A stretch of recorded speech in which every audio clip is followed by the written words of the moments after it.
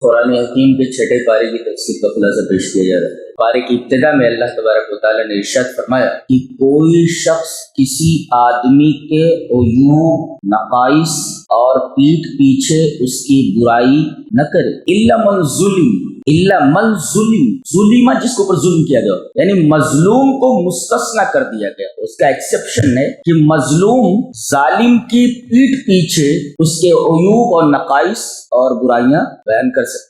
کیوں؟ اس کی تین وجوہات۔ پہلی وجہ تو یہ ہے کہ ظالم اپنے ظلم سے شاید باز آ جائے۔ نبی کریم صلی اللہ علیہ وسلم کے زمانے میں ایک واقعہ پیش آیا تھا۔ ایک آدمی اپنے پڑوسی کو بہت زیادہ تکلیفیں پہنچاتا تھا۔ وہ آدمی نبی کریم صلی اللہ علیہ وسلم کے پاس پہنچ گیا، کہا کہ اللہ کے رسول، میں اپنے ظالم پڑوسی سے بہت پریشان۔ آپ نے اسے ایک مشورہ دیا، کیا فرمایا؟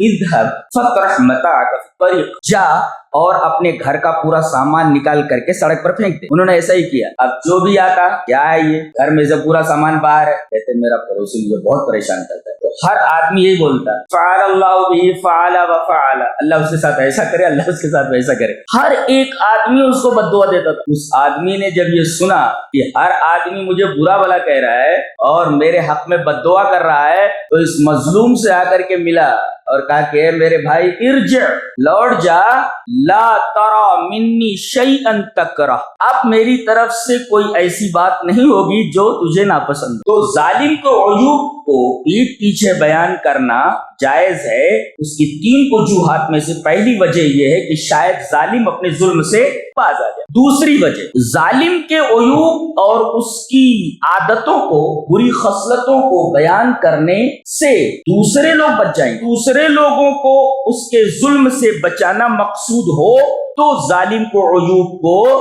پیچھے بیان کیا جا سکتا ہے۔ یہ دوسری وجہ ہے کہ تاکہ دوسرے لوگ بچ جائیں۔ تیسری وجہ، مظلوم کا دل ٹھنڈا ہو جائے، ارے اس کے ظلم کو میں نے دوسرے سے بیان کر دیا، چلو بھائی دل ہلکا ہو گیا۔ اور دل ہلکا ہونے سے ایک بات اور پیدا ہو جاتی ہے کہ تاکہ مظلوم تلوار نہ نکالے تو مسئلہ بڑھ جائے۔ تو مظلوم کا دل ٹھنڈا ہو جائے اور تلوار نہ نکال لے، معاملہ بہت زیادہ نہ بڑھ جائے، ایک وجہ یہ بھی ہے۔ تو گویا تین وجوہات سے ظالم کے ظلم کو اس کے پیٹھ پیچھے بیان کرنا جائز۔